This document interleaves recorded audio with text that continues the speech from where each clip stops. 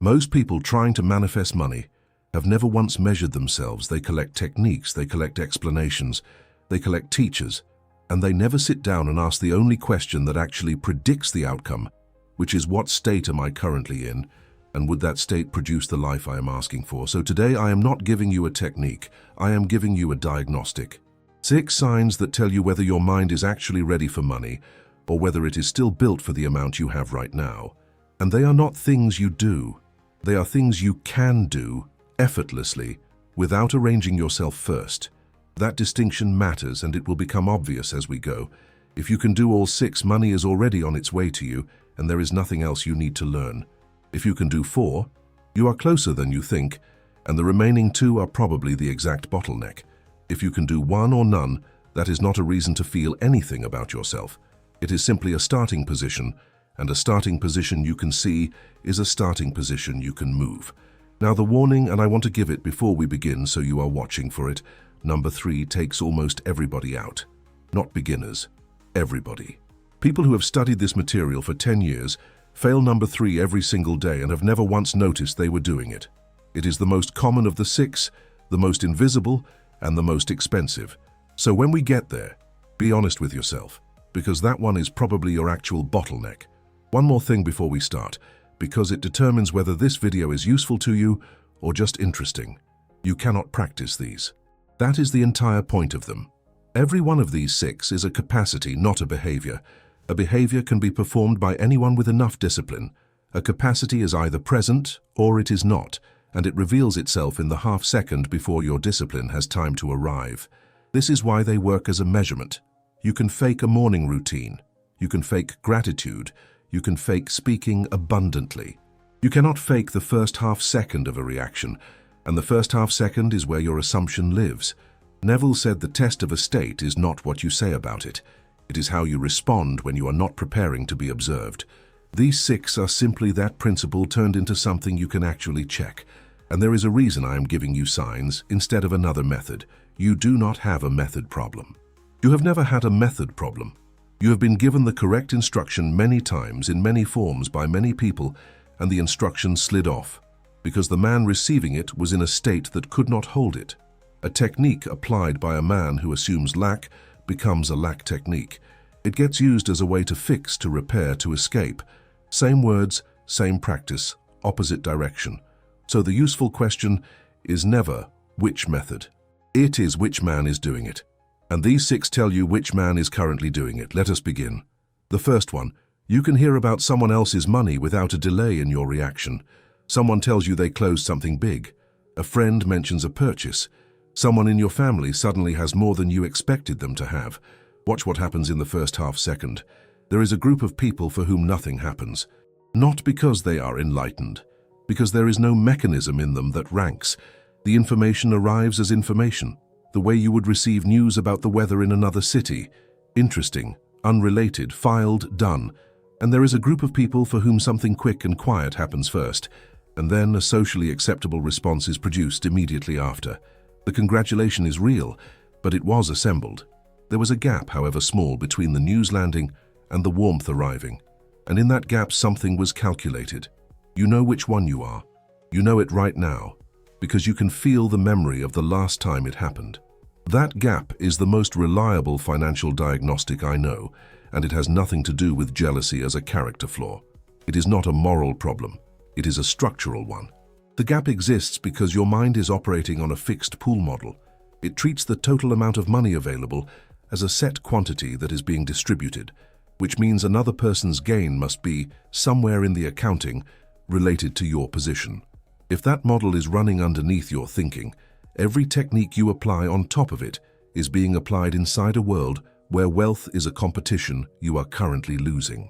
And no amount of visualization will outrun a foundational belief that there is a limited amount and other people are taking it. Here is what is strange. The absence of that gap usually arrives before the money does. That is what makes it a diagnostic and not a reward. Watch for the day someone tells you good news about their finances and you notice afterward that nothing happened in your chest. Nothing rose, nothing measured. That flatness is the first hard evidence that the container has moved, and it will show up weeks or months before your account reflects anything. And you should know where the fixed pool model came from, because it did not come from you. It came from a room.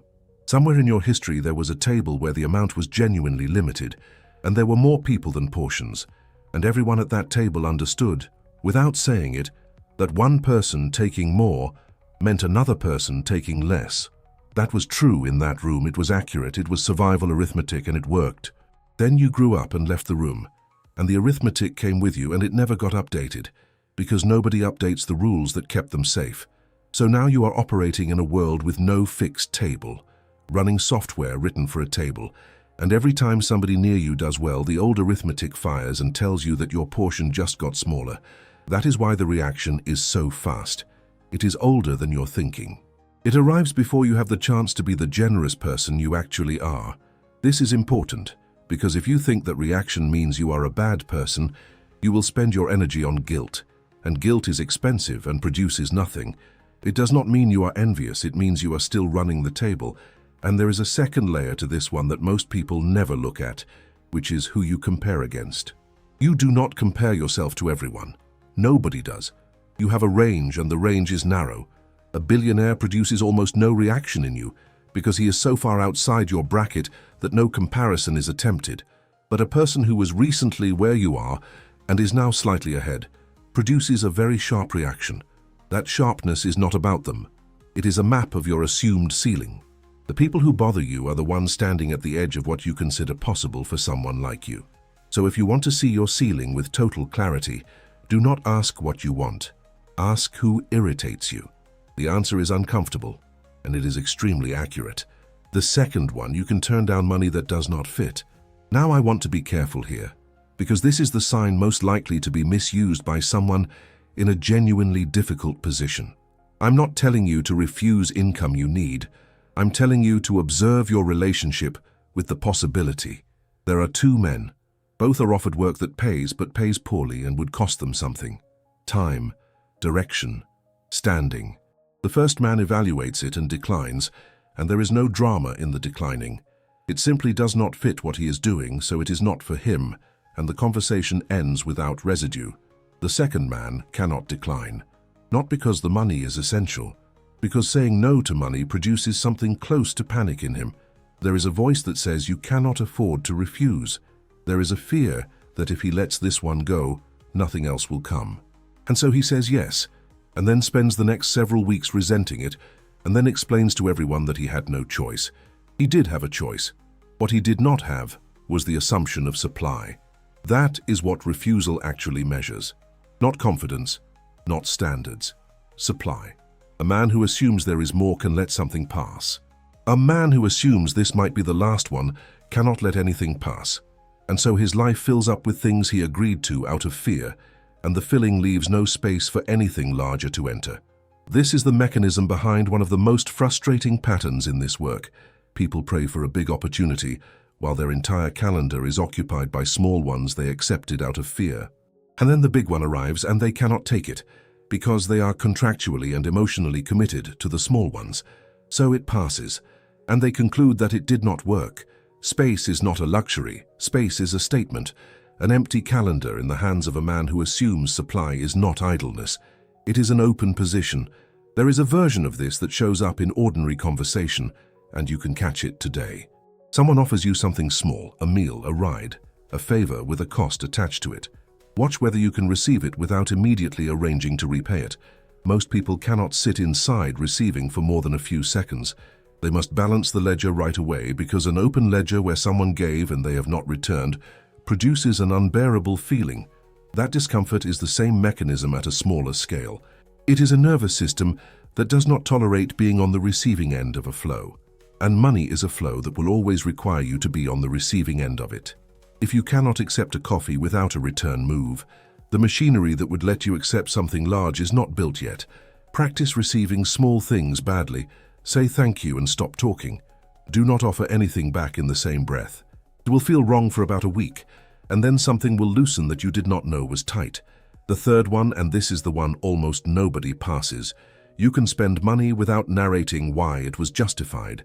Watch yourself the next time you buy something that is not strictly necessary. Not a large thing. It could be small. Watch what happens in your mind in the minutes afterward. For most people, a story starts running. It was on sale. I have been working hard. I have not bought anything for myself in months. It will pay for itself. It is an investment. I deserved it. Notice who that story is being told to. There is nobody in the room. No one asked. You are producing a legal defense for a purchase that nobody is prosecuting. That inner defense is one of the clearest readouts of assumption there is, and here is why. You only defend a case when there is an authority that could rule against you. That authority is your assumption of lack, sitting as judge, reviewing every outflow, and requiring justification for each one. A man who assumes supply does not report to that court. It does not exist in him. He buys, the money moves, and there is no proceeding afterward. And I want you to see how expensive that court is, because it is not just an unpleasant feeling. Every justification is a statement about scarcity, delivered directly into the machinery, at a moment when money is actually leaving your hands, which means the exact instant money moves in your life, you are pairing it with an argument about why it was permitted. Do that for years, and money leaving becomes an event that requires emotional labor, and you will avoid, unconsciously, whatever requires labor. Which is why so many people who want more money are quietly terrified of the movement of money in either direction. The opposite of that court is not recklessness. Let me be very clear about that, because the mind will try to use this as permission for something stupid. A man who assumes supply is not careless. He often spends far less than you would expect. The difference is not the amount. The difference is that when he decides, the matter is closed, and there is no afterward. Decide and let there be no afterward. That is the third sign. And if you have never in your life experienced a purchase with no afterward, you now know something about yourself that no course was going to tell you. And I want to isolate one phrase from that inner defense, because it is the most damaging of all of them, and it is the one the spiritual world has taught you to say with pride. I deserved it. Sounds healthy. Sounds like self-worth. Listen to what it actually contains. Deserving is a payment structure. It says this outflow was authorized because a sufficient amount of suffering, effort, or virtue was accumulated beforehand. Which means every purchase must be preceded by a period of earning the right to it, and the earning is measured in strain. Install that, and watch what your life becomes. Money can only move toward you in proportion to how much you have endured. Ease becomes suspicious. Anything that arrives without cost feels like it does not count, or worse, like it will have to be paid for later. That is the reason people quietly destabilize their own good fortune, not because they hate themselves, because unearned good creates an open debt in a system that cannot tolerate one. A man with supply does not consult a ledger of deserving, because there is no court and therefore no verdict to earn. Money moves in and money moves out, and neither direction requires a hearing. Now, one more note on the third sign before we move on, because people always ask what to do about it. Do not try to stop the narration by force. Suppressing the defense is still participating in the trial. Instead, notice it, and then finish the transaction anyway without completing the story. Let the sentence hang unfinished in your mind. It was on sale and nothing. No conclusion, no verdict. An unfinished defense is far more powerful than a suppressed one, because it teaches your nervous system, experientially, that the court can be left in session with no consequences at all. Do that 6 or 7 times, and something quietly stops convening. Before I give you the remaining 3, and the 6th one is the one that separates people permanently, I want to leave you something. If you want the practical work behind these signs, particularly the 3rd one, which is the hardest to move on your own, I put a recommendation in the pinned comment. It is the most useful material I have come across on this specific mechanism. Look at it after you finish here. Now let us continue with number 4, the 4th one. You can sit in silence from reality without needing a sign. This is the one that eliminates most people who are otherwise doing everything correctly. You set a state, you hold it well, and then the world says nothing.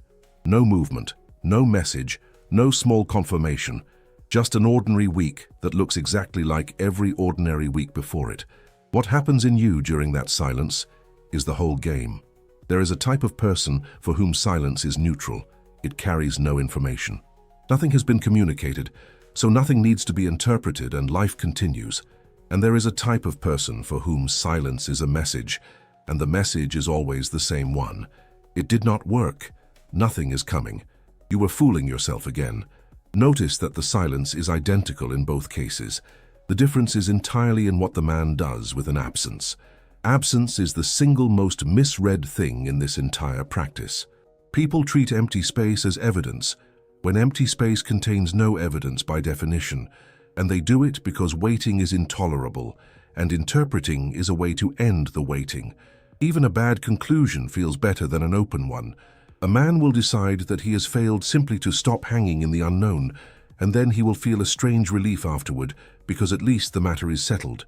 If you have ever quit something and felt lighter afterward, you know exactly what I am describing. That lightness was not clarity. It was the relief of leaving a state you did not have the capacity to hold. Here is the mechanical part. A state has to be held through a period where nothing supports it. That is not a spiritual test. That is simply how a new floor forms. Every fact in your life right now was at some point unsupported by evidence, and it hardened anyway, because you kept standing on it while the world said nothing. The man who can be in silence without generating a verdict is the man who arrives. Not because he is stronger, because he never issues the instruction that cancels the process. There is a specific behavior that gives this one away, and you will recognize it instantly. Checking. Not once. The pattern.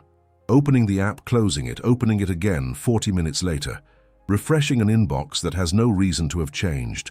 Looking at a notification with a small, braced feeling before you see what it is. Every one of those is a request for a sign. And a request for a sign is a statement that you do not currently have the thing delivered at high volume several times an hour directly into the machinery. You cannot hold a state and audit it simultaneously. The audit is performed by a man who does not have it. That is the only man capable of performing it. So each audit temporarily replaces you with him. And if you audit 20 times a day, you are that man 20 times a day, and he is the one whose instructions get written. Here is the practical version, and it is uncomfortable enough that most people will not do it, which is precisely why it works. Reduce the checking to a fixed schedule. Once a day, at a set time as an administrative task, with no emotional content. Not because checking is sinful, because you are removing 19 daily reinstatements of lack. You will feel anxiety the first 2 days. That anxiety is worth studying because it will show you with total clarity how much of your inner stability has been outsourced to a number on a screen that you did not control anyway. The fifth one. You can lose something without changing who you are. A deal collapses. A client leaves. A number comes in far below what you expected. Watch what moves. For one man, an event occurred. It was unwelcome. It is handled. And by evening it is behind him. His identity was never at stake because the event was in the category of things that happen, not in the category of things that mean. For another man, the event goes straight past the surface and lands on the question of what kind of person he is. Within minutes, he is not dealing with a lost deal. He is dealing with the entire history of his failures, and the collapse is being used as evidence in a much older case. That second man cannot be rich in any stable way, and here is why. If every setback rewrites his self-concept, then he is rebuilding his foundation constantly, on a schedule dictated by external events. He is not standing on a floor. He is standing on whatever the last week handed him. Hand money will not settle on a moving floor. It cannot. The instruction changes too often for anything to harden. I want to give you something practical for this one, because it is more fixable than people think. When something goes wrong, notice whether the sentence in your head starts with this or with I.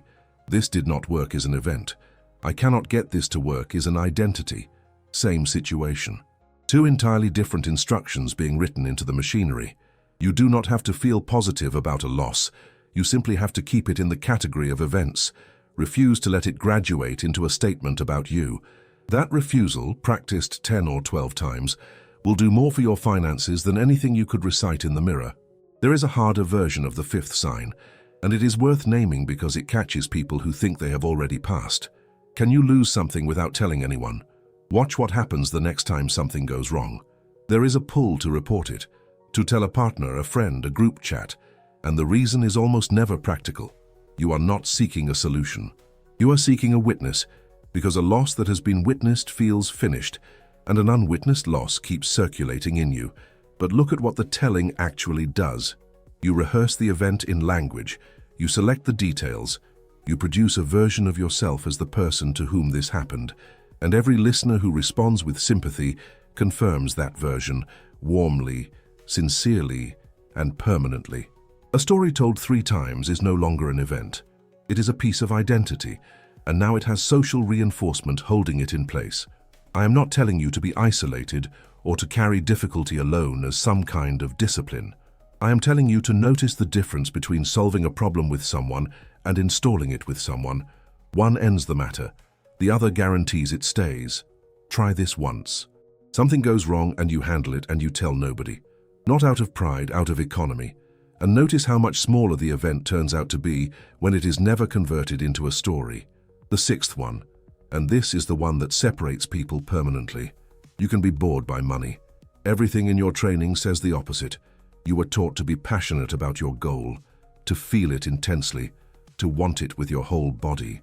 And I understand why that is appealing, because intensity feels like power. But look at where intensity actually lives. Intensity lives in the space between a man and a thing he does not have. It is generated entirely by distance.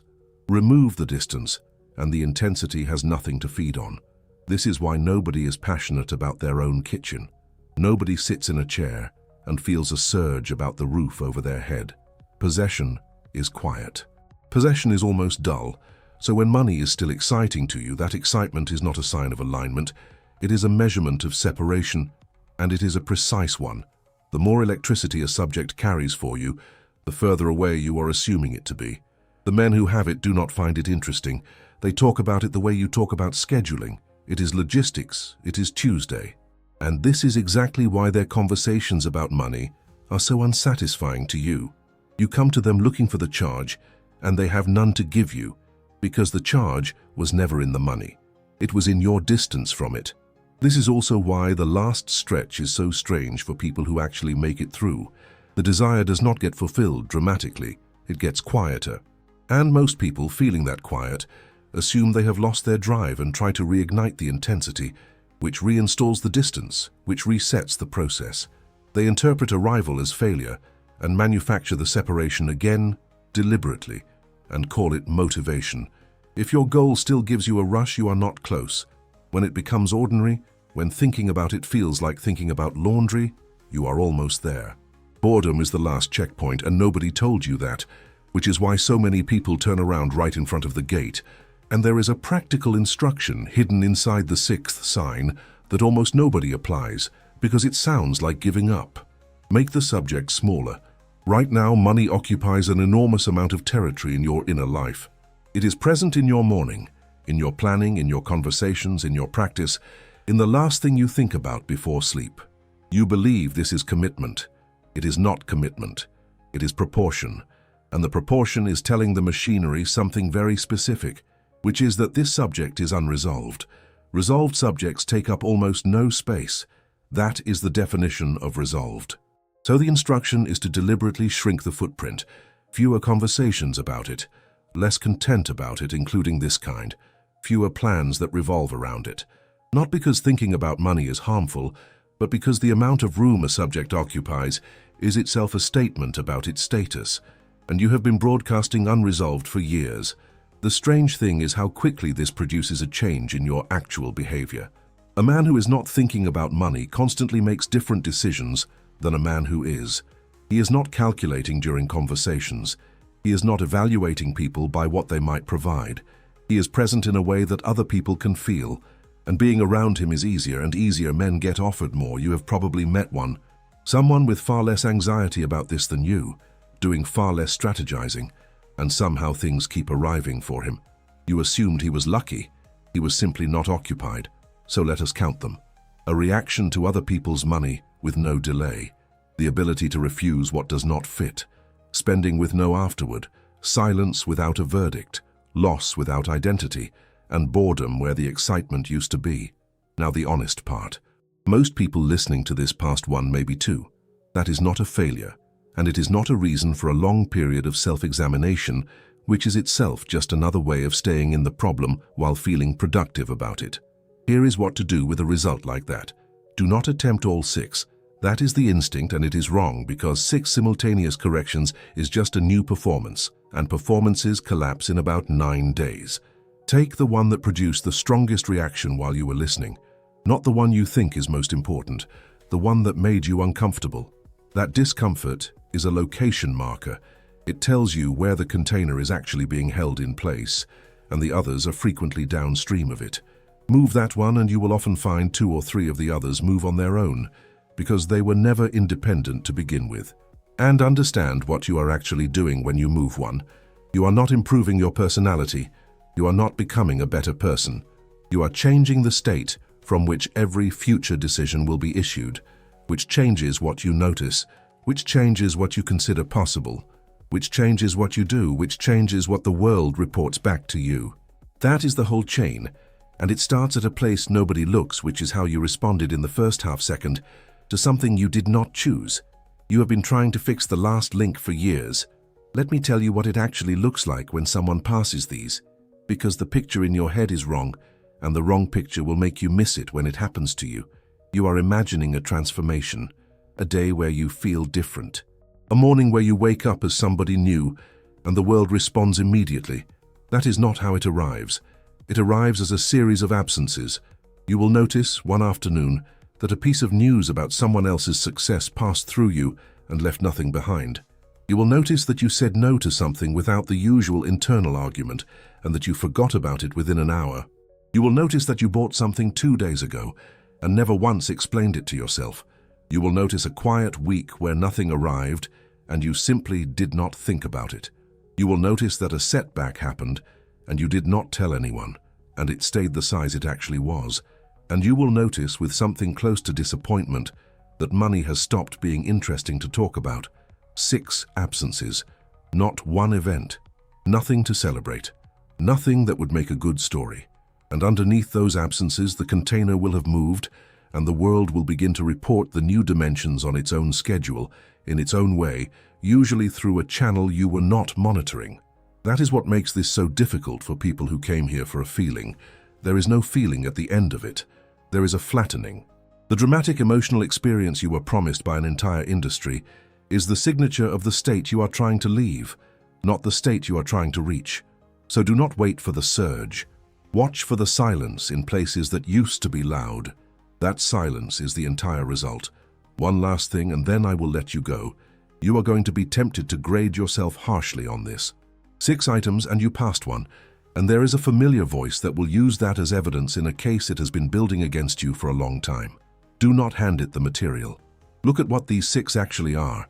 Every one of them is a reflex that was installed in you before you had any say in the matter, by circumstances you did not choose, in a room you did not build. Not one of them is a character defect. They are settings.